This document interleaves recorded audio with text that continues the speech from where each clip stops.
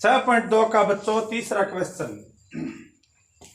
आप class 10th की जो बुक देखोगे उसमें आपको एक क्वेश्चन मिलेगा। यदि आप इस पर्सन में इंटरेस्टेड हो बच्चों तो देखो ध्यान से, दिया क्या है। इस चित्र में चतुर्भुज है चित्र, जिसको एक विकिरण खींचकर दो त्रिभुजों में बांटा गया है। एक त्रिभुज तो है एबीसी और एक त्रिभुज है एडीसी। आप ध्यान दीजिए, दोनों ही त्रिभुजों में एक एक समांतर भुजा का कॉम्बिनेशन दिया गया है। और बच्चों आप देख रहे हो कि एसी भुजा दोनों में काम आ रही है। तो सबसे पहले जो दिया है ना, भी हम ज्ञात क्या करेंगे वो बाद की बात है। जो दिया है ना उस पर अपने डिस्कस करते हैं। देखो आपको ये दिया है एलएम समांतर बीसी। तो त्रिभुज में यदि कोई भुजा समांतर बताई गई है अन्य भुजा के साथ, तो वहां पर आपके दिमाग में आना चाहिए कि वहां पर आधारभूत अनुपातिकता या थेलस प्रमेय लगेगी। तो ये चित्र भी बच्चों थेलस प्रमेय पर आधारित है, और जो सिद्ध करना है वो भी बच्चों थेलस उपप्रमेय है। देखो ए एम फिर पूरी भुजा, फिर ए एन फिर पूरी भुजा। पूरी भुजा एडी नहीं है क्या यहाँ, और यहाँ पूरी भुजा ए एम है। तो सिद्ध कैसे करते हैं बच्चों, जो दिया है ना उसको आप समीकरण के रूप में लिखो, फिर जो सिद्ध करना है वो अपने आप सिद्ध हो जाएगा। यानी जो सिद्ध करना है ना वो ज्ञात करने लग जाओ। तो पहले देखो ए एम बटा ए बी, ए एम बटा ए बी, निश्चित रूप से त्रिभुज ए बी सी ले ले तो ये आ जाएगा ना। मैंने ले लिया त्रिभुज ए बी सी में आप देखो बच्चों ध्यान से, एम एल समांतर है बी सी। ये देखो मैं सिर्फ ये त्रिभुज बना रहा हूं, ये देखो ऐसे है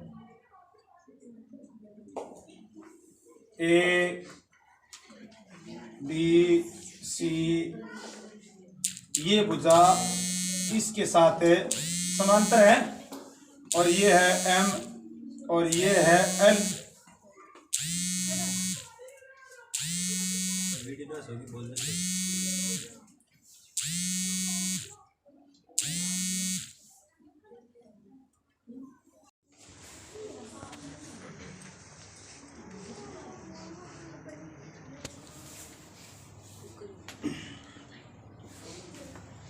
तो बच्चों अब ये एम एल है ना वो बी सी के साथ समांतर है। एम एल समांतर है बी सी है। यानी किसी त्रिभुज में बच्चों एक भुजा दूसरी भुजा के साथ समांतर है, तो आप कह सकते हो कि सर वो भुजा है वो अन्य भुजाओं को एक ही अनुपात में विभाजित करती है। यानी हम लगा सकते हैं यहाँ थेलस प्रमेय या आधारभूत अनुपातिकता प्रमेय। तो आप लिख सकते हो थेलस प्रमेय से, थेलस प्रमेय से हम लिख सकते हैं ए एम बटा एम बी बराबर ए एल बटा एल सी। ये आ गई समीकरण नंबर है एक। देखो बच्चों एक चीज दी गई थी, उसकी सहायता से मैंने एक चीज ज्ञात कर ली। अब दूसरी चीज दी गई है, इसकी सहायता से दूसरी चीज है ज्ञात कर लेंगे। त्रिभुज एडीसी, त्रिभुज सी में आप ध्यान दो एल एन समांतर सी डी है। देखो ये त्रिभुज नीचे ऐसे बना है,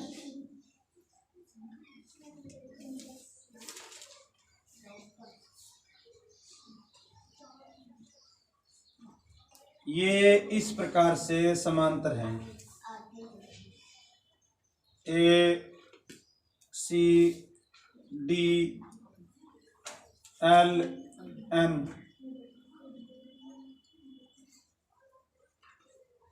तो आ गया बच्चों ये ऐसे समांतर है, तो थेलस प्रमेय से परिणाम आ जाएगा। किसी त्रिभुज में बच्चों एक रेखाखंड यदि एक भुजा के साथ समांतर खींचा जाए तो वो अन्य भुजाओं को एक ही अनुपात में विभाजित करता है। तो हम लिख सकते हैं ए एन बटा एन डी, ए एन बटा एन डी बराबर ए एल बटा एल सी। समीकरण नंबर है 2। बच्चों ध्यान दो कि दोनों समीकरणों में एक चीज कॉमन आ गई, और कॉमन तो बच्चों आनी थी इस कॉमन आने का कारण ये है कि ये भुजा दोनों में कॉमन है।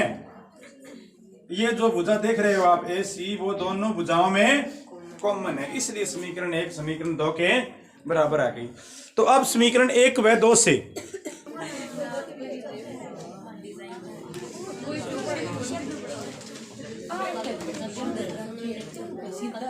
अब बच्चों लिख देंगे समीकरण 1 व समीकरण 2 से। ध्यान दो बच्चों, मैं सिर्फ समीकरण 1 और समीकरण 2 रख रहा हूं यहाँ।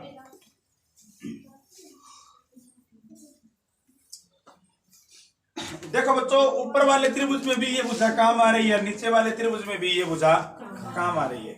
इसका मतलब निश्चित रूप से समीकरण 1 व 2 बराबर है, और बराबर है ना।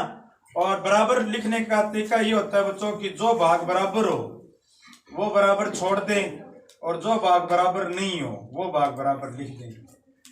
तो ये ए एल बटा एल सी और ए एल बटा एल सी, ए एल बटा एल सी, ए एल बटा एल सी, ये छोड़ दो, ये तो बराबर है, और बराबर नहीं है वो बराबर है लिख दो। देखो बच्चों, रूल क्या होता है कि x के बराबर y हो और z के बराबर भी y हो, तो इसका एक अर्थ ये भी होता है कि x के बराबर है z है। तो इसी प्रकार से समीकरण 1 लिख दी मैंने, जो भाग बराबर नहीं है वो पार्ट ले लिया, ए एम बटा एम बी, ए एन बटा एन डी, तो ये भाग लिख दिया। लेकिन बच्चों जो सिद्ध करना है उसमें ये नहीं है, आप ध्यान दो, जो सिद्ध करना है उसमें जो नहीं है ना उसके क्रॉस लगा रहा हूं मैं, ये नहीं है उसमें एम बी, और इधर क्या नहीं है एन डी।